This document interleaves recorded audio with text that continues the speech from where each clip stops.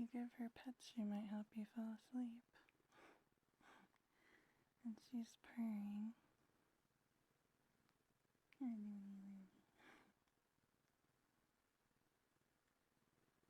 You want me to read you a bedtime story? I do have a few here.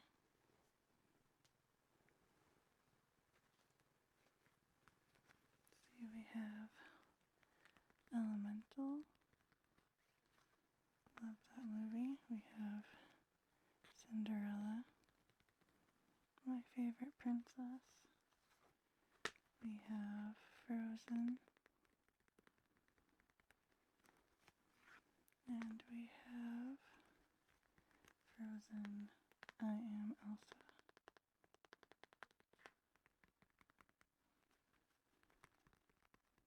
You want me to read all four? How about this? I'll read one, and if you're asleep, then I won't have to read any others. But I'll read up until I read 4 if you're still awake. And if you're still awake after 5, then maybe I'll just read one of them again. How about we start with the shorter story, the I Am Elsa. Okay.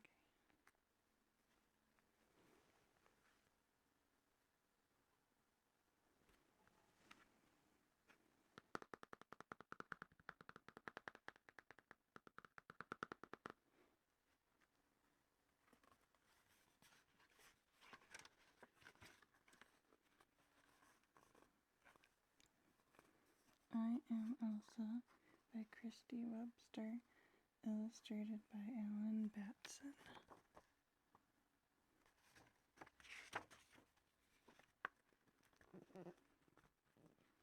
I am Elsa. I am the Queen of Arendelle.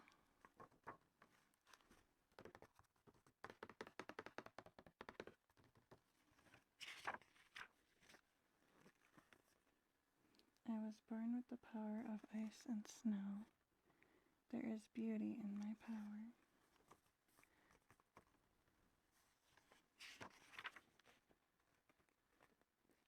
But there is also danger. Oh no. I couldn't control my magic, so I had to hide it.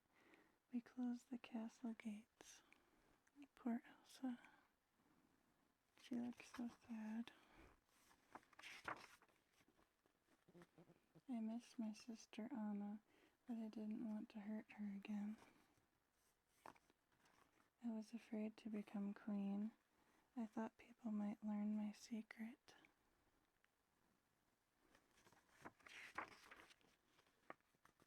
And they did.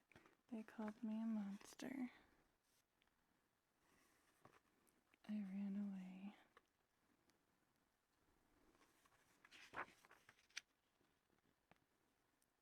Once I was far from everyone, I could be myself. I built a great ice palace. Look how pretty. I didn't have to hide anymore. My sister came to get me, but I sent her away to protect her.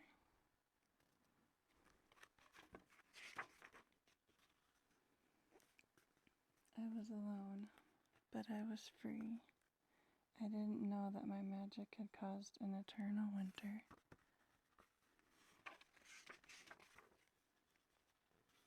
When soldiers came to take me home, I tried to use my magic to escape. They brought me back to the castle.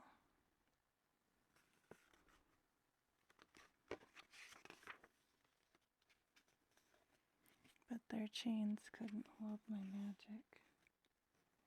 In the end, my sister saved me.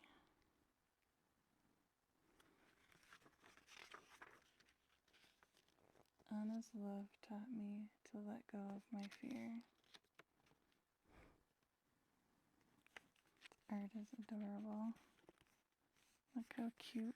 I love how they're drawn. We're never closing the gates again. And Elsa ice skating. Cute.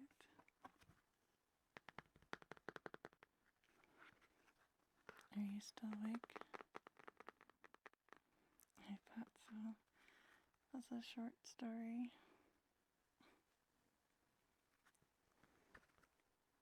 Let's see. Should we keep with the Frozen theme and read the next Frozen book?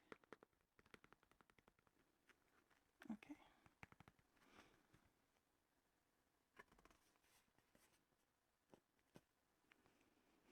Frozen, written by Victoria Saxon, illustrated by Grace Lee.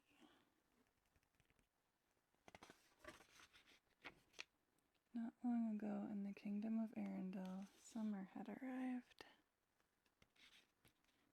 But it was winter inside the castle where Princesses Elsa and Anna were playing. Elsa had magical powers and she could create things out of snow and ice. She made a snowman named Olaf. Anna was delighted.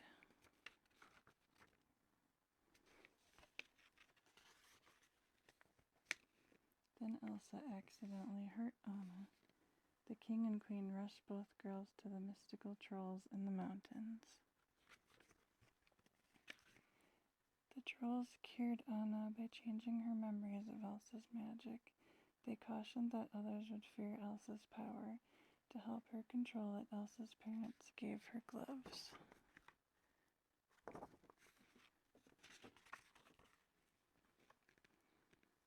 With the castle gates closed, Elsa stayed away from Anna, but she never wanted to hurt her again. Elsa missed Anna. Anna missed Elsa. Years later, the king and queen were lost at sea. Without their parents, both princesses grew lonelier and lonelier.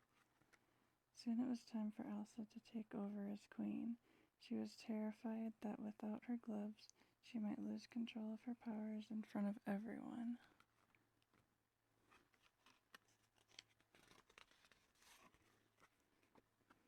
Anna, on the other hand, was excited to meet new people, especially a prince named Hans.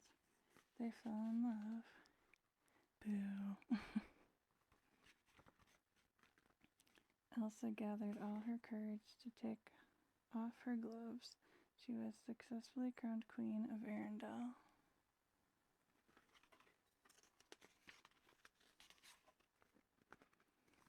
With her gloves back on, Elsa proudly stood before her people. But when Anna told Elsa that she wanted to marry Hans, Elsa forbade it. How could Anna want to marry a man she had only just met? Exactly. Frustrated, Anna tried to stop her sister and accidentally pulled off one glove. Without her glove and upset with Anna, Elsa accidentally exposed her secret powers. Ice and snow blasted from her hand, covering the kingdom. Fearing she might hurt someone and ruin her kingdom, Elsa fled.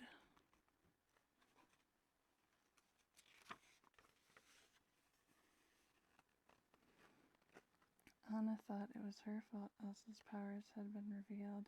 She rushed off to find her sister. She hired a mountain man named Kristoff to be her guide. In time, Anna and Kristoff found a snowman named Olaf. He was alive. Anna remembered him and the good times she had shared with her sister. Olaf led the way to Elsa.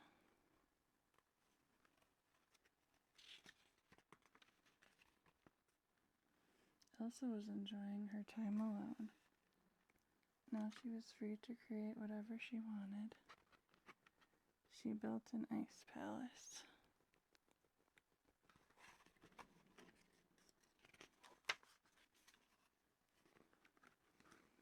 Anna begged Elsa to come home to thaw her frozen kingdom, but Elsa feared she couldn't control her powers. Angry and afraid, Elsa accidentally cast magic freezing spell on her little sister, and then created a giant snowman. Anna and Kristoff ran. Olafur in too.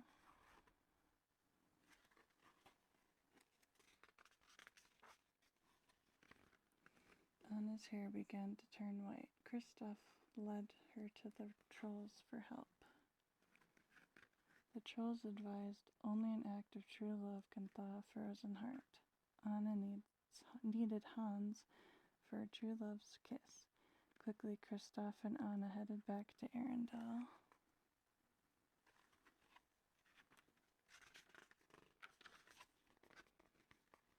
When Anna found Hans, he refused to kiss her. His plan all along had been to take over the kingdom. Anna was crushed. Anna realized that Kristoff loved her. She needed all her strength to find him. Meanwhile, Elsa had returned to Arendelle to save her kingdom, but now she was in terrible danger. When Anna saw Hans, she knew what she had to do.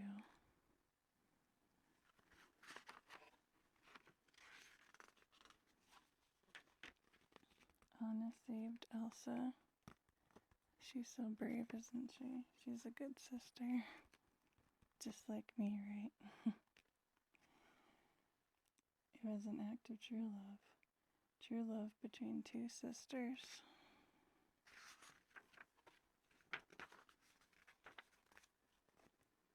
Soon the ice melted, and Anna realized she was in love with Kristoff.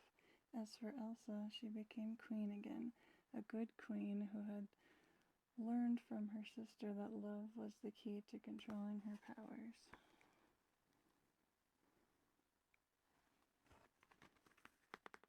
And that's the end of the Frozen book. You like that one? Me too.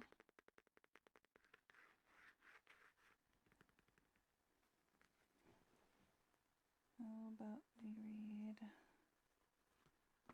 Cinderella now? Hopefully after this one, you'll be asleep. Cinderella. Illustrated by Ron Diaz and Bill Lawrence.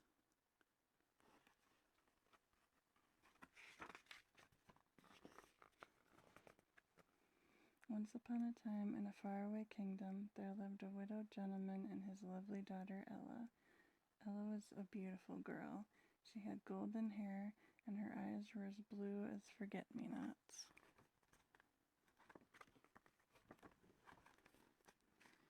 The gentleman was a kind and devoted father.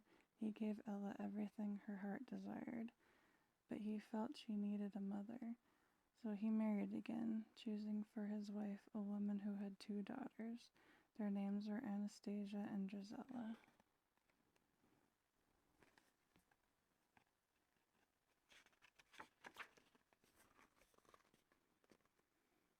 The gentleman soon died. Then the stepmother's true nature was revealed. She was only interested in her mean, selfish daughters. The stepmother gave Ella a little room in the attic, old rags to wear, and all the housework to do. Soon everyone called her Cinderella. Because she cleaned the fireplaces, she was covered with cinders. But Cinderella had many friends. The old horse and Bruno the dog loved her. The mice loved her too. She protected them from her stepmother's nasty cat, Lucifer. 2 of her favorite mice were Gus and Jacques. Cinderella was kind to everyone, even to Lucifer, but Lucifer took advantage of her kindness.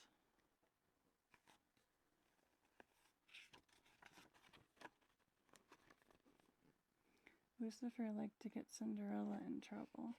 One morning he chased Gus into Anastasia's breakfast tray. She screamed and blamed Cinderella. "Come here," the stepmother said to Cinderella. "The windows, wash them, then scrub the terrace, sweep the halls, and of course, there's the laundry." Evil. In another part of the kingdom, the king was worrying about his son. "It's high time he married and settled down," he told the Grand Duke. "But sire," said the Grand Duke, "we must be patient." "No buts about it," shouted the king. "We must have a ball tonight. It'll be very romantic. Send out the invitations."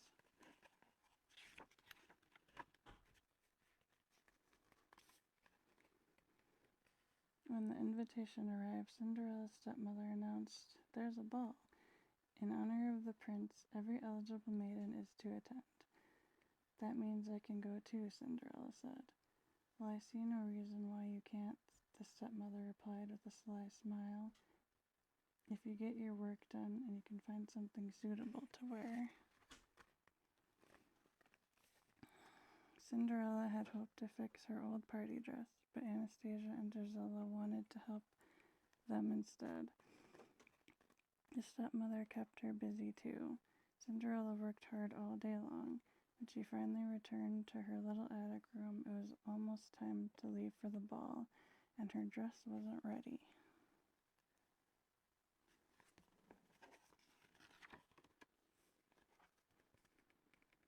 But the loyal mice had managed to find ribbons, sashes, ruffles, and bows. The mice had sewn them to her party dress, and it looked beautiful. The stepsisters shrieked when they saw Cinderella. "They're my ribbons! That's my sash!" They tore her dress to shreds. "Come along now, girls," said the stepmother, and they left Cinderella behind. Cinderella ran into the garden. She wept and wept. Suddenly a hush fell over the garden, and a cloud of lights began to twinkle and glow around Cinderella's head. "Come now, dry those tears," said a gentle voice. Then a small woman appeared in the cloud. "You can't go to the ball looking like that. What in the world did I do with that magic wand?"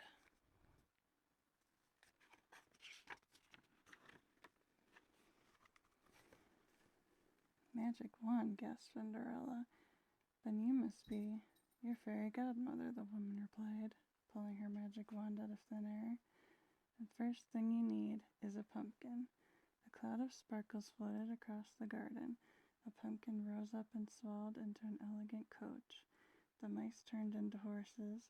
The old horse became a coachman, and Bruno became a footman. "Oops. "Well, hop in, my dear," said the woman. "But my dress," said Cinderella. The fairy godmother looked at it. Good heavens! With a wave of her wand, she turned the rags into an exquisite gown. On Cinderella's feet were tiny glass slippers. So pretty.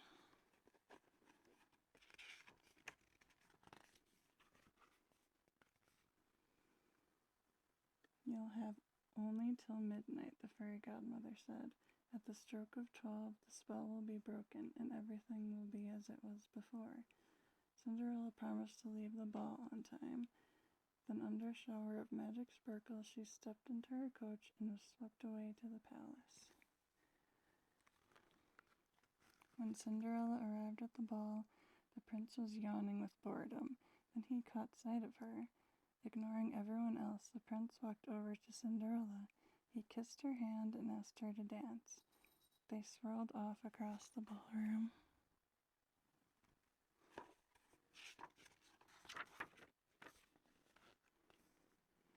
The prince didn't leave Cinderella's side all night. They danced every dance together. As the lights dimmed and sweet music floated into the summer night, Cinderella heard the clock begin to chime. "Oh, goodness," she gasped. "It's midnight. I must... Goodbye." "Wait, come back," called the prince. "I don't even know your name." You're leaving her shoe or her slipper. Cinderella hurried down the palace steps. In her haste, she lost one of her glass slippers, but she had no time to pick it up. She leaped into the waiting coach. As soon as the coach went through the gates, the magic spell was broken. Cinderella found herself standing by the side of the road, dressed in her old rags. On one foot, she still wore a glass slipper.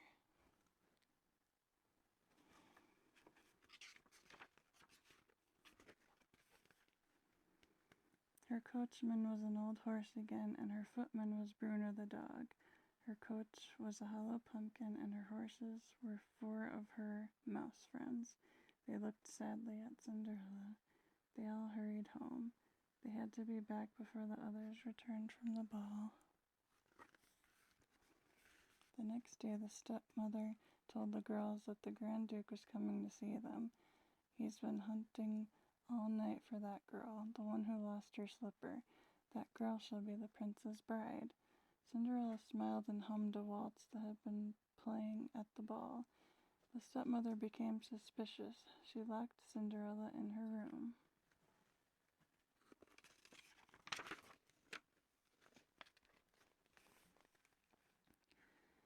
Gus and Jacques had a plan to help Cinderella. While Anastasia and Drusilla tried to squeeze their big feet into a little glass slipper, the 2 mice sneaked into the stepmother's pocket. They got hold of the key, tugged it upstairs, and unlocked the door.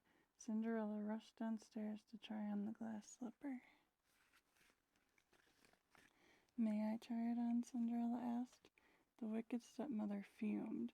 She tripped over the footman who was holding the glass slipper. It fell on the floor and broke into 1,000 pieces. "But you see," Cinderella said, reaching into her pocket, "I have the other slipper." She put it on and it fit perfectly.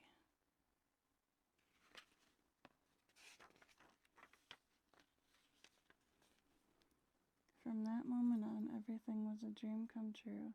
Cinderella went off to the palace with the happy Grand Duke. The prince was overjoyed to see her, and so was the king. Cinderella and the prince were soon married. In her happiness, Cinderella didn't forget about her animal friends. They all moved into the castle with her.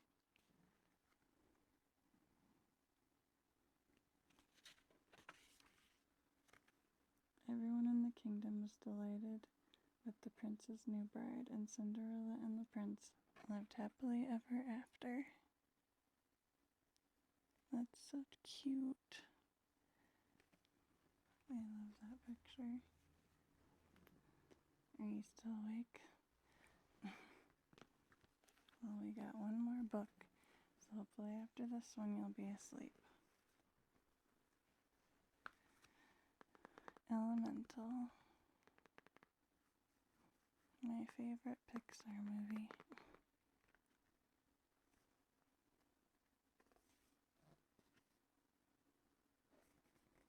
Elemental. Pretty. Vivisteria. Adapted by Cynthia Liu. Illustrated by Giuseppe Di Maio, I think. Designed by Tony Vergerin. Those names are hard to read.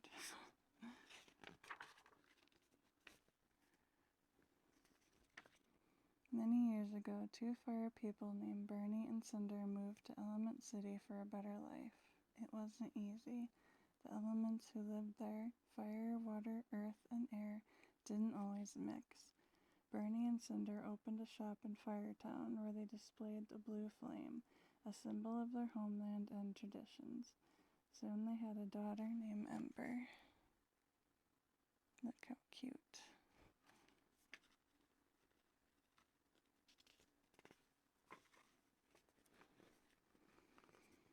Ember developed a talent for sculpting sugar and glass and had a fiery personality. When her father retired, she would take over the shop, but she needed to control her temper first. Today was the shop's red dot sale. If Ember could calmly run the sale, she would prove to her father that she was ready. But soon after the doors opened and eager customers rushed in, Ember's temper flared. I don't blame her. Customer service is not fun. Ember dashed into the basement and exploded with anger. Her emotional eruption caused a pipe to burst. Water sprayed everywhere. Ember managed to plug the leak, but the basement was flooded.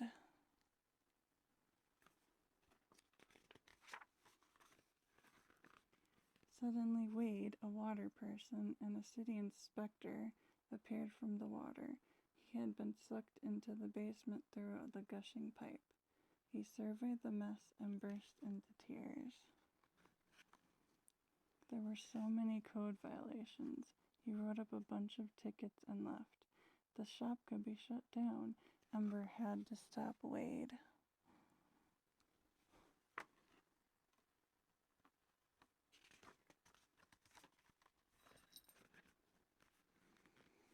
Ember caught up to Wade at City Hall, but he had already sent the tickets to Fern in the processing department.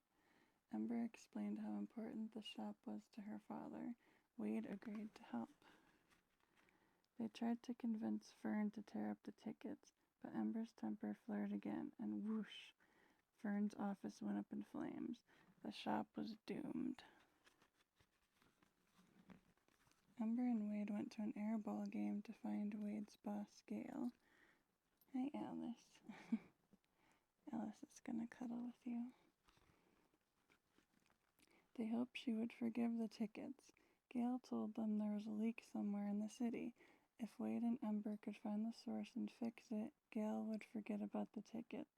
But if they failed, Bernie's shop would be shut down.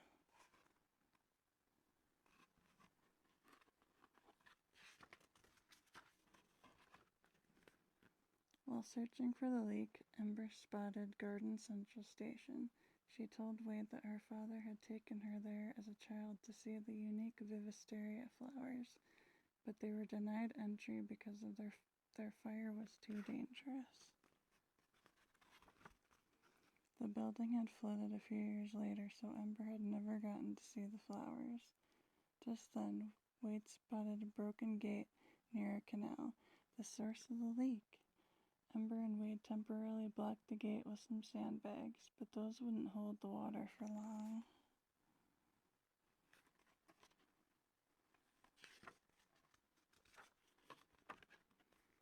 At the beach, Ember and Wade filled more sandbags. While they worked, Ember worried about her father's shop. What if she failed? And what would Bernie think of her spending time with a water person? Wade noticed that the sand beneath Ember had melted and turned into glass. She picked up the glass and shaped it into a Vivisteria flower. Suddenly, Ember realized how they could fix the leak. Back at the gate, she melted the sand to create a glass dam. It sealed the doors.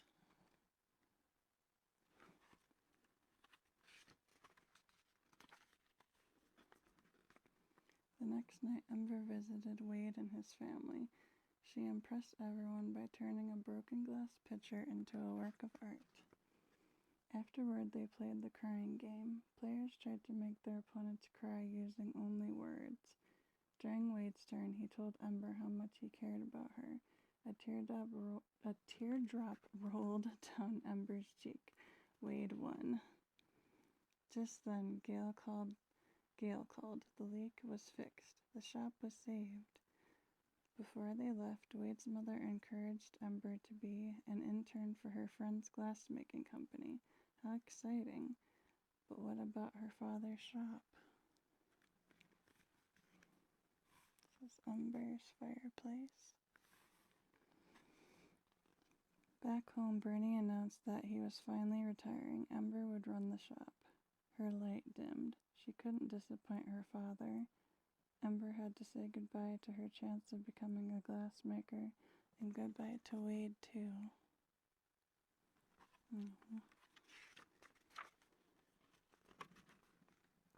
But Wade had a surprise for her. He took her to the entrance of a flooded tunnel where Gail was waiting. Gail blew a huge bubble in the water, and Ember jumped inside. Wade took Ember to see the Vivisteria flowers at the flooded garden central. Ember's light made the flowers bloom. It was a magical evening, but it wasn't enough to make Ember choose Wade over her family. They had sacrificed so much to leave their home and come to Element City. It's my favorite scene in the movie.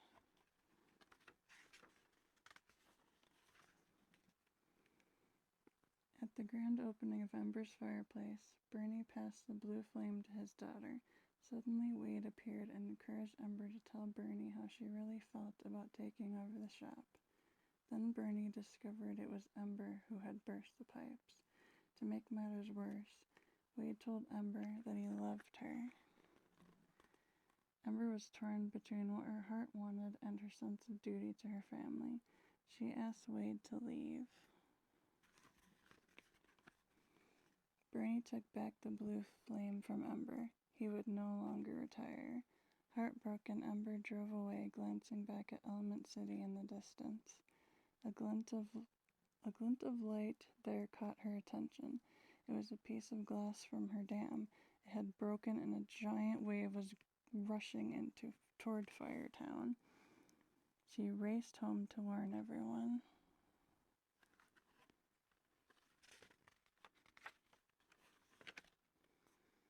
The blue flame was in the shop. Ember jumped inside just as Wade arrived to help. Together they saved the precious heirloom, but the dangerous waters flooded the shop, trapping Wade and Ember in a small room. Ember's heat made Wade boil, and he began to evaporate. "I love you, Wade," Ember said. They hugged goodbye. Wade was gone.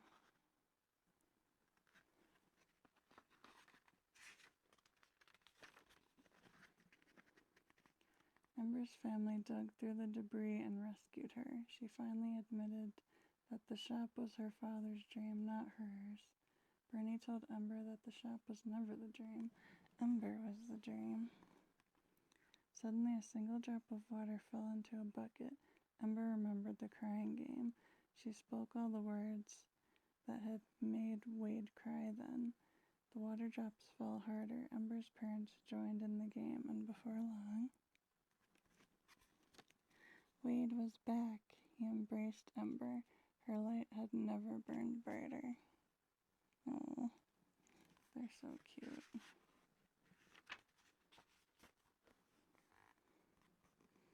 Soon Ember got an internship at the best glass design company in the world. She and Wade were leaving Element City for an exciting new life together. Ember waved goodbye to their families. She was finally following her own heart and dreams.